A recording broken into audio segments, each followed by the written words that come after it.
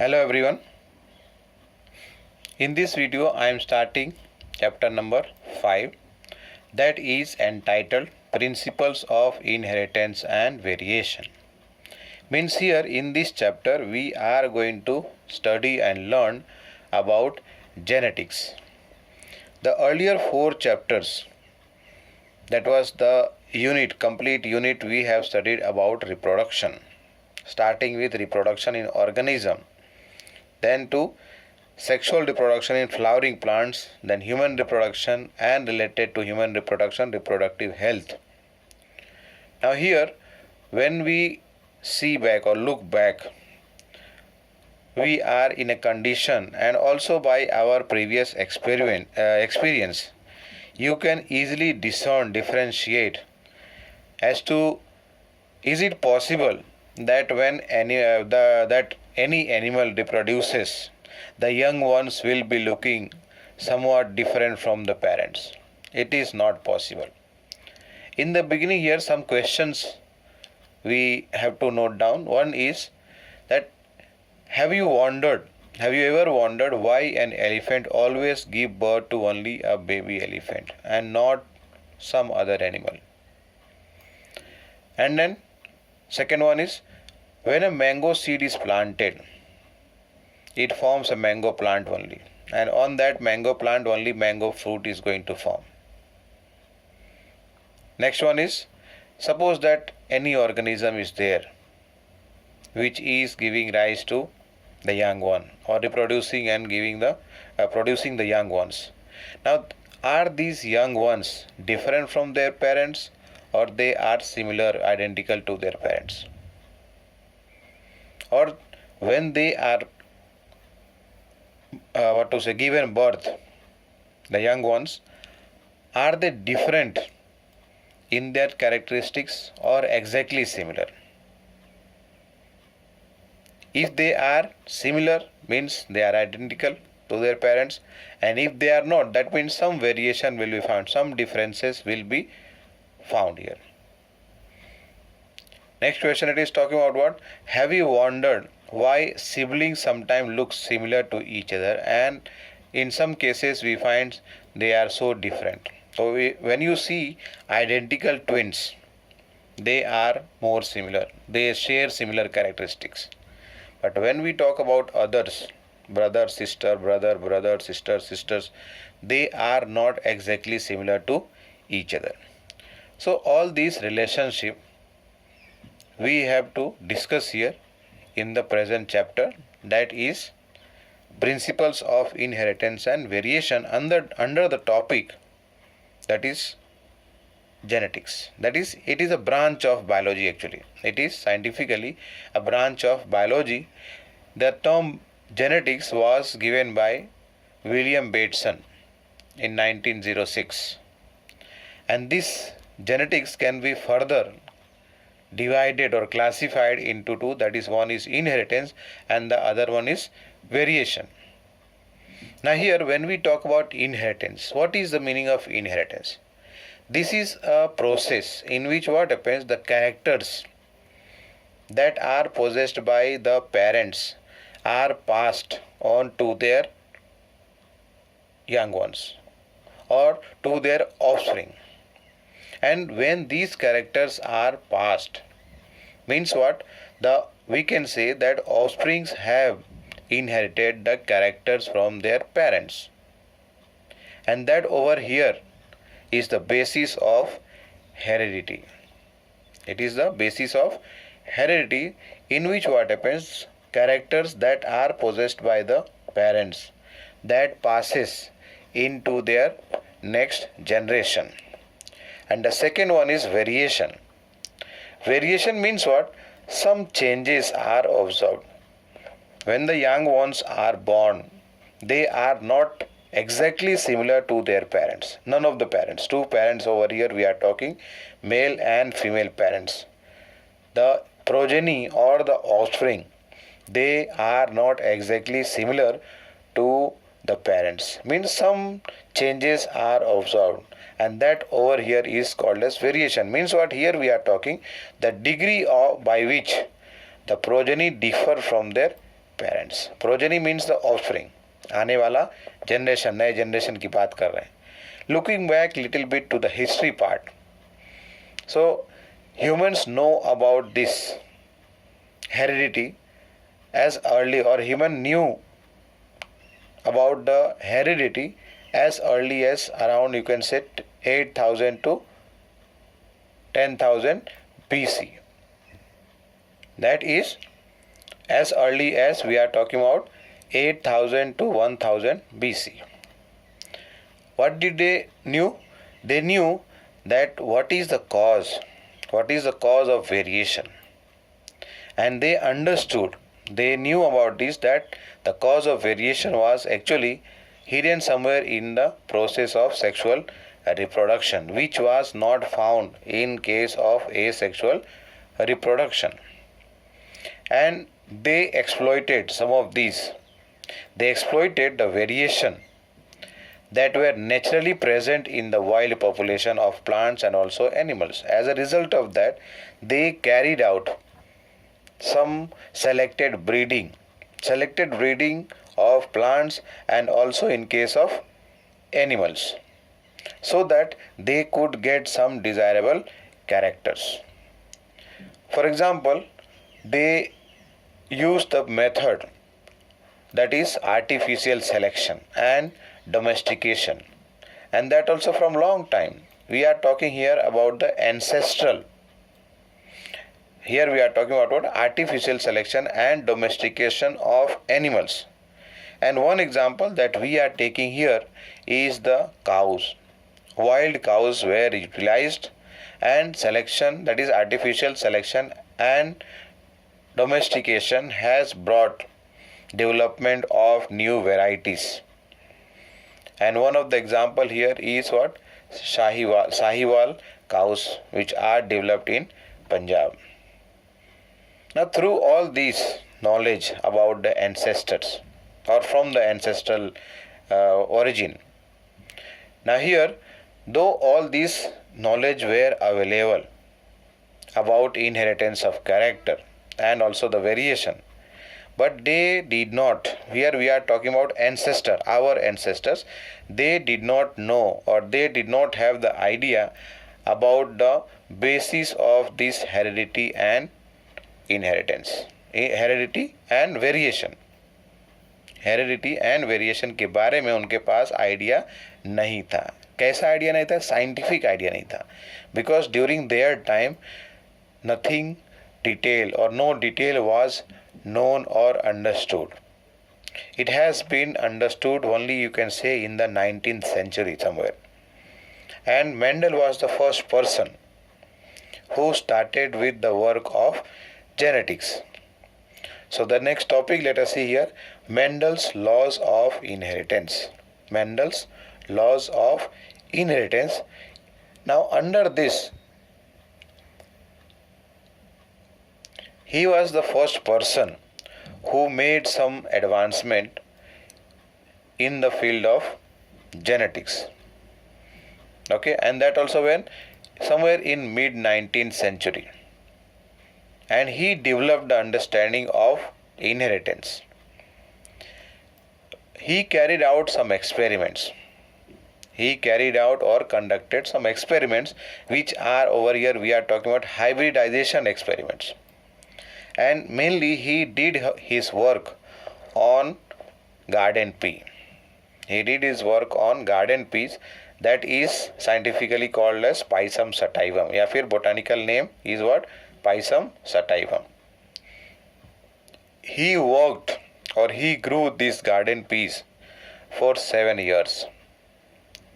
Some in between 1856 to 1863. He grew garden pea in small plots, and at that time he studied about 7 pair of contrasting characters.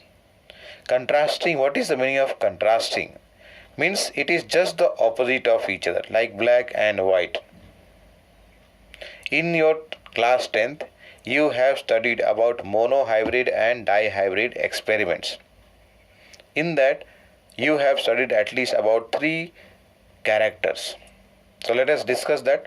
What are that 7 pair of contrasting characters or traits that Mendel studied for 7 years? And after studying each of the pairs, one pair he worked out in the beginning at a time. And then whatever result conclusion he drew from there helped him to draw a conclusion, and then gave some laws of over here inheritance. Let us see here. He selected what I said earlier, 14 different characters. Means 7 pair we can say, or total 14 characters. And these characters were in pair here, 7 pairs, and these were just the opposite of each other. That means they were contrasting. Let us see these characters, 7 characters over here in the first column. Then the characters in pair are given in the second and third column. Now here when you see these characters one by one, 2 things we have to note down: dominant trait or character and recessive trait or character. Dominant, I think some part you will be able to remember. Dominant means what? The character that is expressed and visible to us externally. And the recessive trait is not expressed in the generation. Let us say here at present we are talking about the garden P. So he considered 7 characters. Let us see stem height. Dominant trait was tallness. The stem height was tall, means it was long. And the recessive trait was dwarf. The plant did not grow so much in height. Second one is seed shape. Dominant character is round and recessive is wrinkle. Now let us see this seed color is, this is yellow is dominant over green. Likewise, pod shape. Pod shape is what? Inflated is dominant over constricted. That is, inflated means full size in shape. Then pod color. Green is dominant over yellow. Flower color. Violet is dominant over white. And the flower position, axial is dominant over terminal. I hope you understand what is the meaning of axial. Axial means the formation of the flowers in the axial of the leaf. And when we talk about terminal, means at the tip. Now in bracket over here, some of them are written with capital letter or small letter. When we have to denote this dominant trait, we use capital letter. Okay, that means tallness, round, yellow, over here violet, and here axial. Now in these cases, what happens here? We denote the dominant trait by using capital letters. Whereas when we want to denote the recessive trait, so that is expressed, or otherwise for that the small letters are utilized here. We do not use, like here if you use let us say capital T for tallness, and here I can write D as recessive, but generally it is not done, so that we can avoid some confusion that is going to develop from here. Now when Mendel grew this garden P for 7 years, and he studied 7 pair of characters, and for all of these characters and each of the experiments that he carried out, he kept a record of that. He kept statistical record. You have studied in lower class about mean, median and mode. So he maintained that statistical record of the plant that he grew with various characters or trait here. And this was the first time where statistical analysis and mathematical ideas or logic were used or applied to solve the problem of biology. Means over here if you see, biology के साथ क्या हुआ, या फिर biology में maths को मिलाया गया या मैथ्स को यूज़ किया उन्होंने. And as a result of that, the other scientists who were there during his time, they did not accept his conclusions. Let us continue here.